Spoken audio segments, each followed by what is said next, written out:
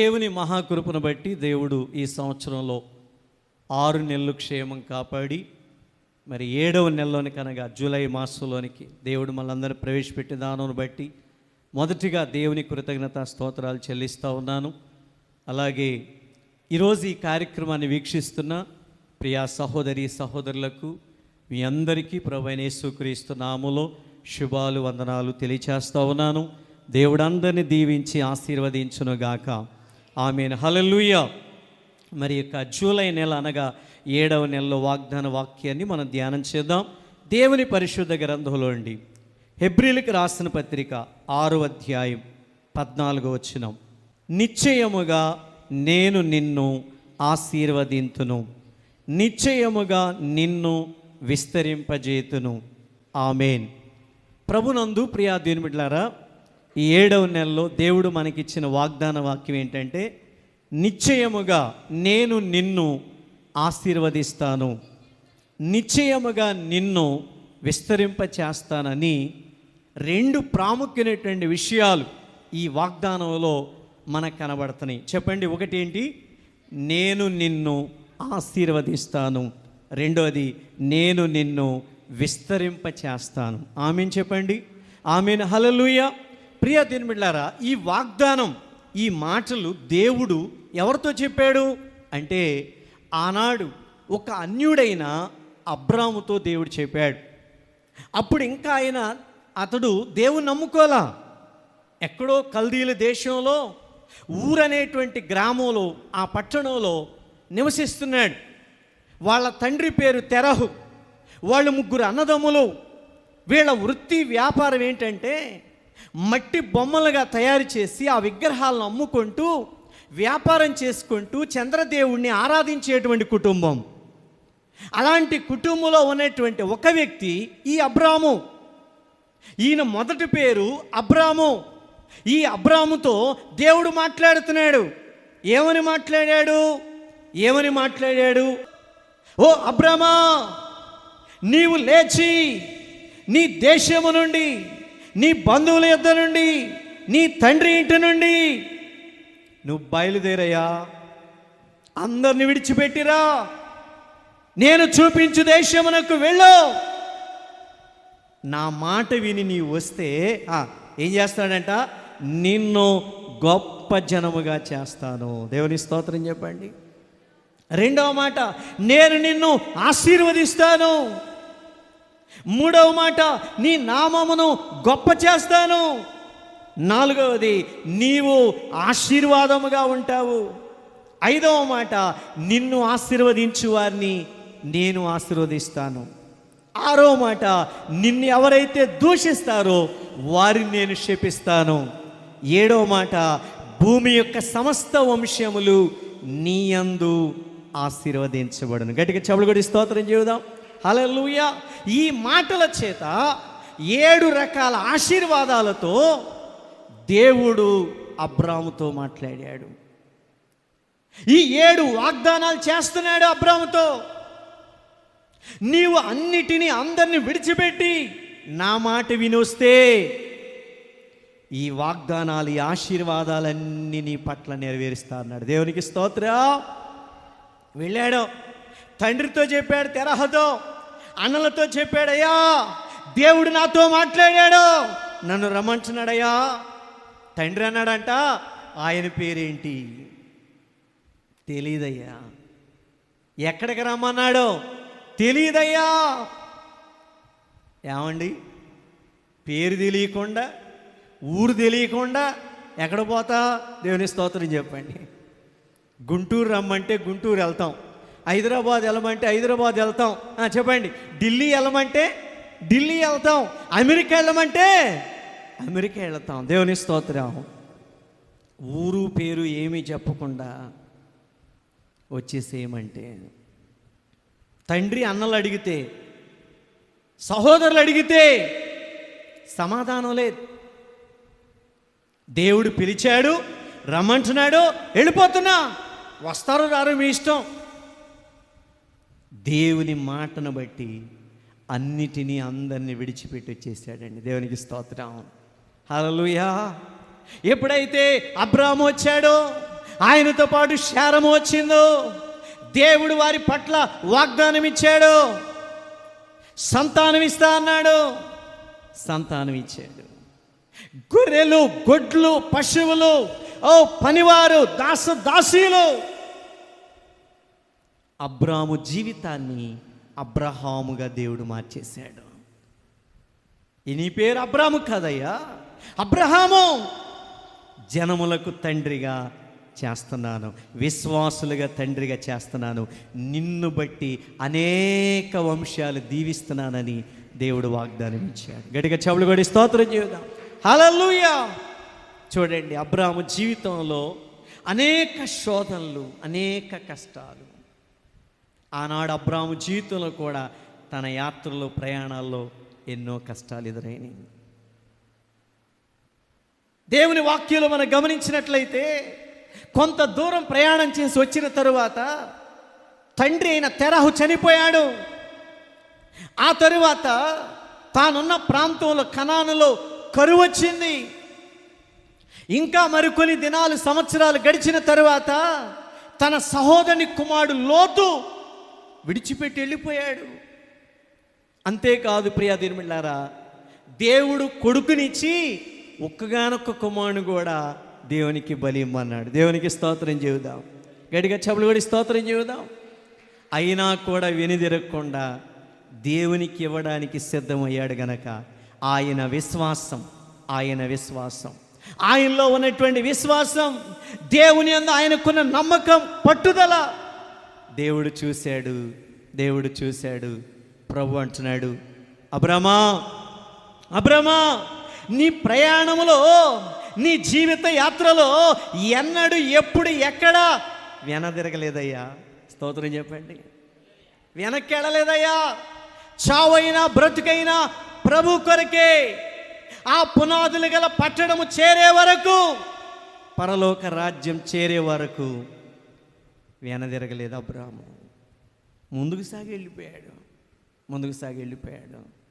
ఒక్కగానొక్క బిడ్డను కూడా దేవునికి ఇవ్వడానికి సిద్ధమైనందుకు దేవుడు అంటాడు, నీ బిడ్డను బలి ఇవ్వాల్సిన పని లేదా, పొదలో ఒక పొట్టేలు ఉంది, నీ బిడ్డ స్థానంలో దాన్ని బలేయమన్నాడు అని అంటాడు కదా. నీ ఒక్కగానొక్క కుమారుని నాకు ఇవ్వటానికి నువ్వు సిద్ధపడ్డావో, వెనుదిరగలేదో, ఇందుని గురించి నీవు నాకు భయపడు వాడవని నాకు అర్థమైంది. అబ్రామా, ఒక్కసారి నీ గుడారంలో నుంచి బయటికి రా అన్నాడు. దేవుని స్తోత్రం. ఇదిగో నీ సంతానాన్ని ఆకాశ నక్షత్రాల వలె విస్తరింపచేస్తున్నాను, సముద్ర ఇసుక రేణువుల వలె విస్తరింపచేస్తున్నాను అని దేవుడు వాగ్దానం ఇచ్చాడండి. ఆయన చెప్పినట్లుగానే చెప్పండి, తన కుమారుడైన ఇస్సాకును బట్టి తర్వాత ఎవరినిచ్చాడు? 2 కమల పిల్లలు. స్తోత్రం చెప్పండి. 2 మగోళ్ళే, 2 కమల పిల్లలు. ఎవరాళ్ళు? ఏశావు, యాకోబు. మరలా యాకోబుకి 13 ఇచ్చాడు. 12 మంది కొడుకులు, 1 కుమార్తె. ఆ 12 మంది కుమారులు, వారి పిల్లలు 70 మంది అయ్యారు. ఈ 70 మందితో వీళ్ళు ఇజ్రాయేల్ దేశం నుండి, కానాను నుండి యోసేపు ఉన్న ప్రాంతానికి, ఐగుప్తు చేరుకున్నారు. యోసేపును బట్టి అక్కడ చాలా సంవత్సరాలు దేవుడు వారిని పోషించాడు. దేవుని స్తోత్రం చేద్దాం. తర్వాత వాళ్ళు ఐగుప్తు బానిసత్వం నుంచి విడుదల పొందుకొని మరలా తిరిగి కానానికి బయలుదేరి వెళ్ళటానికి వారి ప్రయాణాల్లో ఈ 70 మంది 6 లక్షలు అయ్యారు. 6 లక్షలు 20 లక్షలు అయ్యారు. 20 లక్షలు 40 లక్షల మంది అయిపోయారు. దేవునికి స్తోత్రం. ఇంకా మనం చదువుకుంటూ వెళితే ఆ లక్షలు నేటికి ఆ జాబితాలో, ఆ లిస్టులో నువ్వు నేను మనం కూడా ఉన్నాం. దేవుడు చెప్పిన మాట, దేవుడు చేసిన వాగ్దానం నెరవేరిందా, నెరవేరలేదా? చెప్పండి, నెరవేరిందా? నెరవేరింది. ఇది సామాన్యమైన మాట కాదు. ఇదేదో 2 ముక్కలు చదువుకుని వదిలేసే మాట కాదు. ఇది చాలా హృదయపూర్వకంగా మన మైండ్లో, మన మనస్సులో భద్రం చేసుకోవాల్సిన మాట. ఆనాడు అబ్రామునే కాదు, ఈనాడు మనల్ని కూడా ఆయన విస్తరింపజేస్తున్నాడు. స్తోత్రం చెబుదాం. నిన్ను కూడా విస్తరింపజేస్తున్నాడు. నీ పిల్లల పిల్లల్ని, ఎక్కడున్న మన కుటుంబాలను దేవుడు విస్తరింపజేశాడు. ఏమండి, ఒక్క అబ్రాము దేవుని మాట ఈయన వస్తే ఒక వ్యక్తి ఒక దేశంగా మార్చబడ్డాడు. చప్పలు కొట్టి స్తోత్రం చెబుదాం. ఆమేన్ చెప్పండి గట్టిగా. ఆమేన్, హల్లెలూయా.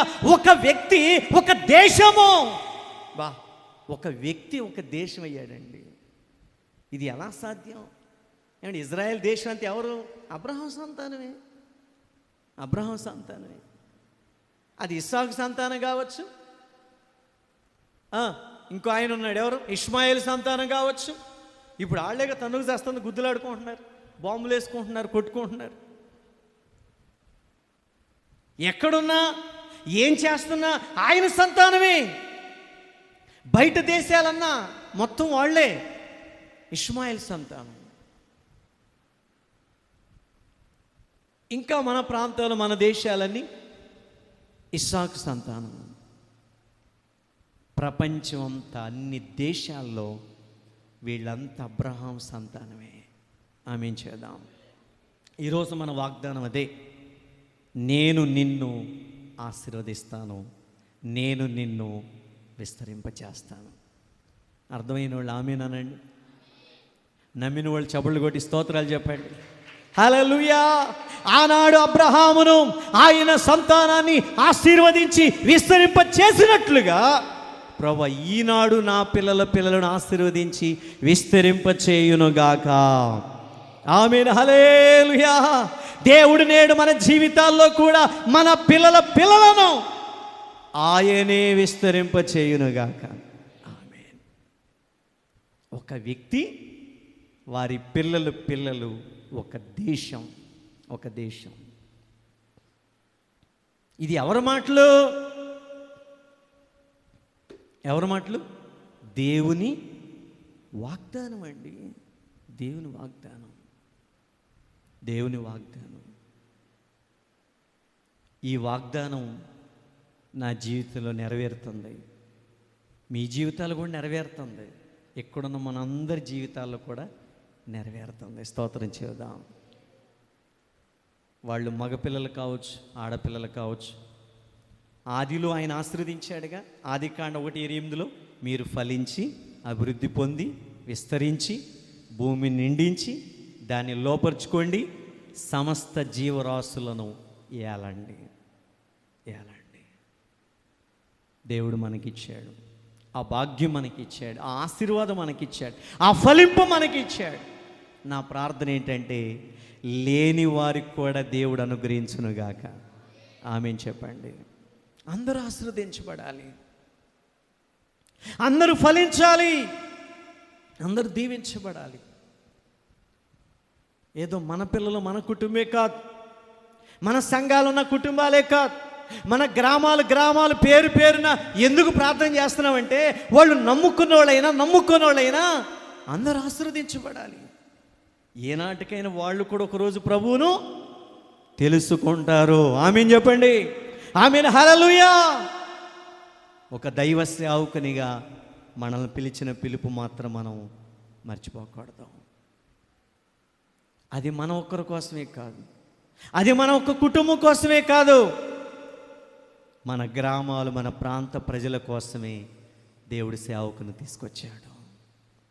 ఆయన చెప్పిన మాట, నేను నిన్ను ఆశీర్వదిస్తాను, నేను నిన్ను విస్తరింపచేస్తాను. ఆమేన్. మనసారా కోరుకో, మనసారా ప్రార్థన చేసుకో. ప్రభువా ఆనాడు అబ్రహామును ఆశీర్వదించినట్లు, విస్తరింపచేసినట్లు ఈనాడు నా పిల్లల్ని ఆశీర్వదించయ్యా, విస్తరింపచేయి నాయనా. నా బిడ్డలు ఎక్కడున్న క్షేమంగా ఉండాలి, సంతోషంగా ఉండాలి, వారి పిల్లలు ఫలించాలి, దీవించాలని ప్రార్థన చేసుకుంటే దేవుడు మనందరి జీవితాల్లో కూడా ఈ వాగ్దానాన్ని ప్రభువే నెరవేర్చునుగాక. ఆమేన్ చెబుదాం గట్టిగా. ఆమేన్, హల్లెలూయా. ఆశీర్వదించాలంటే ఏం చేయాలో ఒక 2 మాటలు, విస్తరింప చేయాలంటే ఏం చేయాలో ఒక 2 మాటలు చెప్పుకుని త్వరగా ముగిచ్చేద్దాం. ఎందుకంటే 2 మాటలు ఉన్నాయి ఈ వాగ్దానంలో. ఒకటి, నేను నిన్ను ఆశీర్వదిస్తాను, నేను నిన్ను విస్తరింపజేస్తాను. దేవుడు మనల్ని ఆస్వాదించాలంటే ఏం చేయాలి? మొదటి మాట ఆదికాండం 12వ అధ్యాయం 2వ వచనంలో ఇప్పుడు మనం చదివాం. నీవు నా మాట విని అన్నిటిని విడిచి వస్తే నేను నిన్ను గొప్ప జనముగా ఆశీర్వదిస్తా. దేవునికి స్తోత్రం. ఫస్ట్ పాయింట్ ఏంటంటే దేవుని మాట వింటే ఆయన మనలను ఆశీర్వదిస్తాడు. దానికి ఎగ్జాంపుల్ ఎవరు? ఇప్పుడు చెప్పాను అబ్రాహాము స్టోరీ. అబ్రాహాము దేవుని మాట విన్నాడు, దేవుడు ఆయన పిల్లల్ని ఆశీర్వదించాడు. ఆమేన్ చెప్దాం. ఆమేన్, హల్లెలూయా. బైబిల్లో మనం చూస్తే ప్రియ దేవుని బిడ్డలారా, ద్వితీయోపదేశ కాండం 28వ అధ్యాయం 1 నుండి 6 వచనాలు, ద్వితీయోపదేశ కాండం 28వ అధ్యాయం 1 నుండి 6 వచనాల్లో మనం చదివితే, నీవు నీ దేవుడైన యెహోవా మాట శ్రద్ధగా విని నేడు నేను నీకు ఆజ్ఞాపించు ఆజ్ఞలన్నిటిని అనుసరించి నడుచుకునేలా ఈ భూమి మీద ఉన్న సమస్త జనముల కంటే నిన్ను హెచ్చిస్తాను. నీవు నీ దేవుడైన యెహోవా మాట వినేలా ఈ దీవెనలన్నీ నీకు ప్రాప్తించును. స్తోత్రం చేద్దాం. ఏమంటున్నాడు? నా ఆజ్ఞలను గైకొంటే, నా మాట వింటే ఈ దీవెనలన్నీ మీకు ఇస్తాను. ఏ దీవెనలవి? ఎలాంటి దీవెనలు? నీవు పట్టణములో దీవించబడదు, ఫలములో దీవించబడదు, నీ గర్భఫలము దీవించబడును, నీ భూఫలము దీవించబడును, నీ పశువులు దీవించబడును, నీ దుక్కిటెద్దులు, నీ గొర్రె మేకల మందలు దీవించబడును. పిండి పిసికి నీ గంపయు దీవించబడును, పిండి పిసికి నీ తొట్టియు దీవించబడును. నీవు లోపలికి వచ్చినప్పుడు దీవించబడతావు, వెలుపలికి వెళ్ళినప్పుడు దీవించబడతావు. చేతులెత్తి స్తోత్రాన్ని చెబుతాడు. గట్టిగా చెప్పండి హల్లెలూయా. కొంచెం హుషారుగా చెప్పండి హల్లెలూయా, హల్లెలూయా. దేవుని మాట వింటే మనం ఉన్న గ్రామంలో దీవిస్తాడు, మనం ఉన్న కుటుంబంలో దీవిస్తాడు, మనకిచ్చిన వ్యాపారాల్లో దీవిస్తాడు, మనకిచ్చిన ఆ యొక్క భూఫలాల్లో పంటల్లో దీవిస్తాడు, మనకిచ్చిన గొర్రె మేకల మందలను దీవిస్తాడు, మన గృహాన్ని కూడా దీవిస్తాడు. మన లోపలికి వచ్చిన బయటికి వెళ్ళినా ఎక్కడ ఉన్నా ఏ పని చేస్తున్నా ఆయన మాట మనం కూడా వింటే ఆయన మనందరినీ దీవిస్తాడు. ఆమేన్ చెప్పండి. ఆమేన్, హల్లెలూయా. 2వ మాట చూద్దాం. 2వ మాట దేవుని యొక్క వాక్యములో అలనాడు సీమోను పేతురు విషయములో లూకా సువార్త 5వ అధ్యాయం 5-6 వచనాల్లో మనం చదివితే, యేసు ప్రభు సీమోను దోణిలోనికి వచ్చాడు, నీ దోణి కొంచెం లోతుకు నడిపించన్నాడు, చేపలు పట్టడానికి వల వేయమన్నాడు. పేతురు అంటాడు, రాత్రంతా శ్రమ పడ్డాం, ఒక్క చేప కూడా పడలేదు, అయినా నీ మాట చొప్పున వల వేస్తానని యేసయ్య చెప్పిన మాట చొప్పున వల వేస్తే విస్తారమైన చేపలు పడ్డాయి. అక్కడ రాసిన మాట 2 దోణిలు నిండిపోయి అంత చేపలను ఇచ్చాడండి. స్తోత్రం చేద్దాం. గట్టిగా చెప్తా హల్లెలూయా. దేవుని మాట వింటే అన్ని ఆశీర్వాదాలే, అన్ని ఆశీర్వాదాలే. ప్రియా సహోదరి సహోదరుడా, మనము దేవుని మాట వినాలి.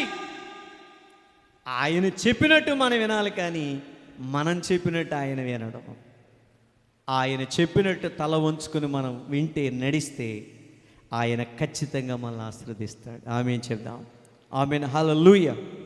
2వ పాయింట్ ఏంటంటే ఆదికాండం 32:26 యాకోబు రాత్రంతా దేవునితో పెనుగులాడిను. తెల్లవారు వరకు రాత్రంతా యాకోబు దేవుణ్ణి పట్టుకుని బ్రతిలాడుకుంటున్నాడు, పెనుగులాడుకుంటున్నాడు. 2వ పాయింట్ ఏంటంటే ప్రార్థన. దేవుణ్ణి అడగాలి, దేవుని ప్రార్థించాలి. దీని గురించి ఇంకా మీకు అర్థం అవ్వాలంటే హోషేయ గ్రంథం 12వ అధ్యాయం 3వ వచనం, తల్లి గర్భమందు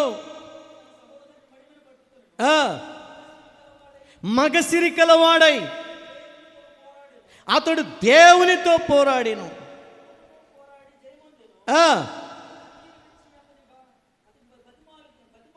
కన్నీరు విడిచి బతిమిలాడుకున్నాడు, దేవుడే ఆయనకు ప్రత్యక్షమయ్యాడు. స్తోత్రం చెప్దాం. చేతులది గట్టిగా స్తోత్రం చెప్దాం. యాకోబు మగసిరి కలవాడై దేవునితో పోరాడాడు. దేవునితో పోరాడి జయం పొందుకున్నాడు. కన్నీళ్లు విడిచాడు. దేవుడు యాకోబు కన్నీళ్లు చూశాడు. ఆది కాండంలో చదివిన మాట, నీవు నన్ను ఆశీర్వదిస్తేనే నేను నిన్ను విడిచిపెడతాను ప్రభా. దేవుని అడిగాడు, దేవుని కోరుకున్నాడు, దేవుడు ఆశీర్వదించాడు. నీ పేరు ఇశ్రాయేల్ అని మార్చి ఆశీర్వదించి వెళ్ళిన గొప్ప దేవుడు ఆయన. ఒకటి, ఆయన మనల్ని ఆశీర్వదించాలంటే అబ్రాము వలె ఆయన మాట వినాలి. రెండోది, ఆయన మనల్ని ఆశీర్వదించాలంటే యాకోబు వలె దేవునితో పెనుగులాడాలి, ప్రార్థన చేయాలి. అడుగుడి మీకు ఇవ్వండి అన్నాడు, వెదకుడి దొరుకుడు అన్నాడు, అడుగు ప్రతివానికి ఇస్తా అన్నాడు. మన వంతు మనం అడగటమే, ప్రార్థన చేయటమే. దేవుడు మనకు కావలసినవన్నీ ఆయన ఇస్తాడు. ఆయనే మనలను ఆశీర్వదిస్తాడు. అది చదువా, ఉద్యోగమా, వ్యాపారమా, సంతానమా, బిడల, అప్పుల, బలహీనతల, ఏ సమస్య అయినా కావచ్చు. నువ్వు ఏ సమస్యలో, ఏ కష్టంలో ఉన్నా మనం చేయగలిగింది ఒకటే, ప్రార్థన. ఆయన పాదాలు పట్టుకుని బ్రతిలాడితే ఆయన అడుగు వాటికంటే, ఊహించు వాటికంటే అత్యధికమైన కార్యాలు చేసి మనల్ని ఆస్వాదిస్తాడు. చబులు కొట్టి స్తోత్రం చేద్దాం గట్టిగా, హల్లెలూయా. తరువాత దేవుడు మనలను విస్తరింప చేయాలంటే మనం ఏం చేయాలి? దీంట్లో కూడా 2 మాటలు చదువుకుందాం. ఆదికాండ 22, 16, 17 వచనాలు. ఒక్కడే అయి ఉన్నా నీ కుమారుని వెనుక తీయక ఈ కార్యము చేసినందున ఆకాశ నక్షత్రముల వలె సముద్రం అందరి ఇసుక వలె నీ సంతానమును నిశ్చయముగా విస్తరింపజేసేదను. ఏమంటున్నాడు దేవుడు? ఒక్కగానొక్క కుమారుని దేవునికి ఇచ్చే విషయంలో, బలి ఇచ్చే విషయంలో ఏమాత్రం వెనుక తిరగకుండా ఏం చేశాడు? దేవునికి బలి ఇవ్వటానికి బలిపేట మీద పడుకోబెట్టి కత్తి పట్టుకున్నాడు. ఎవరు చేస్తారండి? చెప్పడానికి చాలా తేలిగ్గానే ఉంది ఈ మాట. ఆనాడు ఇలా జరిగిందంటని మనం జస్ట్ చెప్పుకోవటానికి తేలిగ్గానే ఉంది, కానీ ఆయన క్రియారూపంగా చేసి చూపించాడు.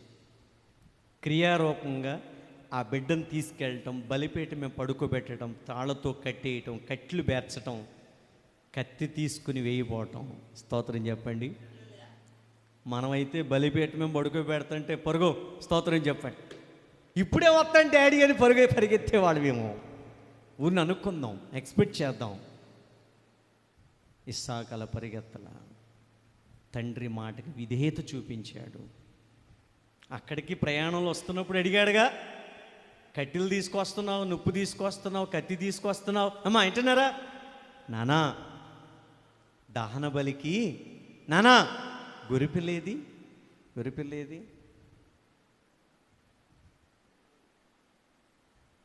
ఏమన్నాడు అబ్రాం? యెహోవా ఈరే, ఆయనే చూసుకుంటాడు. మన పరిస్థితి ఏంటి? మన స్థితిగతులు ఏంటి? మన జీవితం ఏంటి? మన భవిష్యత్తు ఏంటి? యెహోవా ఈరే.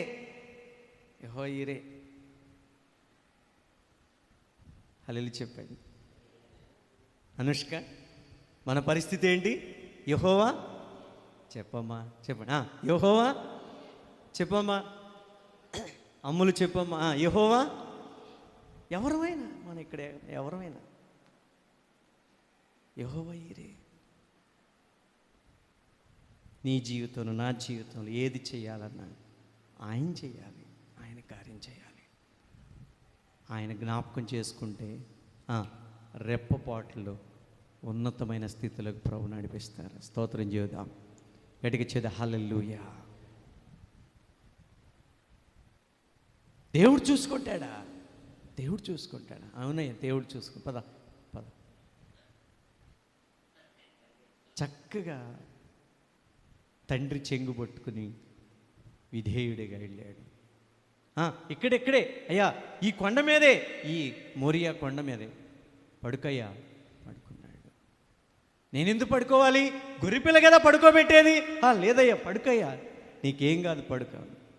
వా, ఎంత ఆశ్చర్యం! అన్నిటికీ తండ్రి ఏది చెప్తే అది విని చక్కగా అతను మౌనంగా ఉన్నాడు. వదకు సిద్ధమైన గొర్రె పిల్లవలే యేసయ్య మౌనంగా ఉన్నట్లు ఇస్సాకు మౌనంగా ఉన్నాడు. ప్రభు చూస్తున్నాడు, ఇదంతా ప్రభు చూస్తున్నాడు. అమ్మా తల్లి, ఇదంతా ప్రభు చూస్తున్నాడు. చూస్తున్న మహాదేవుడు అన్నాడు, నీ ఒక్కగానొక్క కొడుకుని వెనుదిరిగ్గా బలి ఇవ్వటానికి సిద్ధమయ్యావు గనక ఇదిగో ఈ కార్యం చేసినందున నేను నిన్ను ఆశీర్వదిస్తున్నా. ఎలా? ఆకాశ నక్షత్రాల వలె, సముద్ర తీరమందులు ఇసుక వలె నీ సంతానాన్ని విస్తరింపచేస్తున్నాను. దేవుడు మనల్ని విస్తరింపచేయాలంటే మనం ఏం చేయాలి? వెనుదిరగకూడదు. అందరూ చెప్పండి, వెనుతిరగకూడదని చెప్పండి. అయ్యా, ఏం చేయకూడదు? ఆరోగ్యం బాగున్నా బాగోపోయినా వెనుదిరగకూడదు. అప్పులున్నా అప్పులు తీరిపోయినా వెనుదిరగకూడదు. ఈ భూలోకంలో ఏది కలిగి ఉన్నా ఏది లేకపోయినా వెనుదిరగకూడదు. చావైనా బ్రతికైనా వాక్యంలో ఒక మాట రాసి ఉంది, నాగటి మీద చెయ్యి పెట్టి వెనక్కి తిరిగితే అతడు దేవుని రాజ్యానికి పాత్రుడు కాడు. సంఘంలోనైనా, కుటుంబంలోనైనా, గ్రామంలోనైనా, ఎవరి విషయంలోనైనా, ఏ విషయంలోనైనా సేవకునిగా ఎంత ఓర్పు సహనం దేవుడిచ్చాడు. దేని కొరకు తెలుసా? సంఘం కట్టాలి, సంఘాలు కట్టాలి. నా గొప్ప కోసం కాదు, దేవుని మహిమ కోసం. ఇంకా అనేక ఆత్మలు రక్షించి అనేక సంఘాలు కట్టి ఆ పరలోక రాజ్యాన్ని చేర్చాలనే ఈ దీన సేవకుడికి ఇంత ఓర్పు, ఇంత భారం దేవుడిచ్చాడు. యేసయ్యకి మహిమ కలుగును గాక. ఇంకా రానున్న దినాల్లో దేవుడే బలముగా వాడుకును గాక. దేవుడే మన పిల్లలను విస్తరింపచేయును గాక. ఆమేన్, హల్లెలూయా. ఆ విధంగా దేవుడు వాగ్దానం చేశాడు. ఈ మాటల అర్థం ఏంటంటే, మన ఆత్మీయాత్రలో, విశ్వాస జీవితంలో వెనుదిరగకూడదు. లోతు భార్య వెనక్కి తిరిగి ఉప్పు స్తంభం అయిపోయింది. మనం వెనదిరగకూడదు, ముందుకు సాగెళ్ళిపోవాలి. స్తోత్రం చెప్పండి. హల్లెలూయా, హల్లెలూయా. టైం అయిపోతుంది. చివరికి ఒక్క మాట చెప్పి నా మాటలు ముగిచ్చేస్తా. చదవండి అయ్యా, రెండో మాట చదవండి. యెహెజ్కేలు గ్రంథం 36వ అధ్యాయం 37, 38 వచనాలు. ప్రభువుకు యెహోవా సెలవిచ్చినదేమనగా,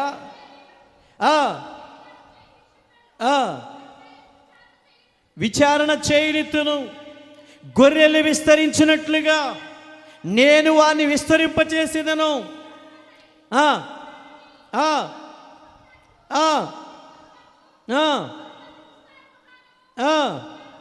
ఇదిగో నియామక దినములలో యెరూషలేమునకు వచ్చు గొర్రెలంత విస్తారముగాను, వారి పట్టణముల యందు మనుషులు గుంపులు గుంపులుగాను విస్తరించినట్లు నేను చేసేదను. ఆమేన్ చెప్దాం. ఆమేన్, హల్లెలూయా. దేవుడు మాట్లాడుతున్నాడు, యెహెజ్కేలు ప్రవక్త ద్వారా మాట్లాడుతున్నాడు. ఇదిగో దేవుడు సెలవిచ్చిన మాట. ఓ ఇజ్రాయేలు ప్రజలారా, మీరందరూ దేవుని దగ్గర విచారణ చేస్తే గొర్రెలు విస్తరించినట్లుగా, అంటే గొర్రెలు వాటి పిల్లలు మందలు విస్తరించినట్లు నేను మిమ్ములను విస్తరింపచేస్తాను. ఇంకేమన్నాడు? ఆయా పట్టణాల్లో నుండి, గ్రామాల్లో నుండి గుంపులుగా మనుషులను విస్తరింపచేసి తీసుకొస్తానంటున్నాడు. ఆమేన్ చెప్దాండి, గట్టిగా ఆమేన్ చెప్పండి. దేవుడు ఇంకా అనేక ఆత్మలను, అనేక మంది మనుషులను గొర్రెల మందల వలె విస్తరింపచేసి అనేక ఆత్మలను ప్రభువే నడిపించునుగాక. ఆమేన్, హల్లెలూయా. ఎప్పుడంట? ఇదిగో ప్రభువు యెహోవా యొద్ద విచారణ చేస్తే. విచారణ అనగా ఇక్కడ కూడా ప్రార్థనే. విచారణ చేయాలి. లోకంలో చాలామంది విచారణ చేస్తూ ఉంటారు. రాజుల దగ్గర, అధికారుల దగ్గర, మాంత్రికుల దగ్గర, దేవతల దగ్గర, భూత వైద్యుల దగ్గర, చేతబడి చేసేవారి దగ్గర ఏం చేస్తారు? విచారణ చేస్తుంటారు. అది మంచిదా, ఇది మంచిదా, అది ఎట్లా, ఇది ఎట్లా, ఏమండి? ఏదేదో మనిషి యొక్క జీవితం అంత అనుమానాలు, సందేహాలు. హల్లెలూయా. విచారణ. మనమైతే ఒక్కటే, ప్రభువుకే స్తోత్రాలు, ఏదైనా మన మంచికే అని విశ్వాసంతో దేవుని దగ్గరే మనం విచారణ చేస్తే ఆయన అంటున్నాడు, గొర్రెలను విస్తరింప చేసినట్లుగా అనేక గ్రామాలు, పట్టణాల నుండి మందలు గుంపులుగా విస్తారమైన మనుషులను, ప్రజలను నేను నడిపిస్తాను, మిమ్ములను విస్తరింప చేస్తాను. గట్టిగా ఆమేన్ చెప్పండి. ఆమేన్. హల్లెలూయా. దేవుని దగ్గరే మన విచారణ చేయాలి. ఆ పరమ తండ్రి మనకు ఆధారం. ఆయనే మన దేవుడు, ఆయనే మన సృష్టికర్త, ఆయనే మన ఆశ్రయదుర్గం. ఇక ఈ లోకంలో ఎవ్వరు లేరు. మనం ఎక్కడికి పరుగులెత్తాల్సిన పని లేదు. ఆయన సమస్తము మంచిగానే చేశాడు. అన్నీ ఆయన చేసినవే, ఆయన ఇచ్చినవే. స్తోత్రం చెప్పండి. కాబట్టి దేవుడు మనల్ని ఆశీర్వదిస్తాడు, దేవుడు మనల్ని విస్తరింప చేస్తాడు. అలా ఆశీర్వదించాలి, విస్తరింప చేయాలంటే ఆయన మాట వినాలి. మనము మన విశ్వాసయాత్రలో వెనుదిరగకూడదు. ఆయన సన్నిధిలో పోరాడాలి, ప్రార్థన చేయాలి, విచారణ చేయాలి. అప్పుడు ఈ వాగ్దానాలు మనందరి జీవితంలో కూడా ప్రభు నెరవేరుస్తాడు. దేవుడి ఈ మాటలు దీవించునుగాక. ఆమేన్. చిన్న ప్రార్థన చేద్దాం. ప్రేమగల తండ్రి యేసయ్య, నీకు వందనాలు, స్తోత్రాలు నాయన. గతించిన 6 మాసాలు క్షేమం కాపాడావు. 7వ నెలంతా కూడా మీరు కాపాడి ఈ వాగ్దానం మా అందరి జీవితంలో, ఈరోజు ఈ వాక్యం వింటున్న ప్రతి ఒక్కరి జీవితంలో మీరు నెరవేర్చండి. మమ్ములను కూడా ఆశీర్వదించండి. మా పిల్లలను నలుదిక్కులా విస్తరింప చేయండి. యోసేపు ఫలించెడి కొమ్మ, అతని రెమ్మలు, కొమ్మలు గోడల మీదకెక్కి వ్యాపిస్తాయని చెప్పారు. మా పిల్లలను కూడా అబ్రహాము సంతానం వలె ఆశీర్వదించండి, విస్తరింప చేయండి. నీ మహిమ కొరకు వాడుకోండి. ప్రతి ఒక్కరిని దీవించి ఆశీర్వదించమని యేసు నామములో అడుగుచున్నాము తండ్రి. ఆమేన్.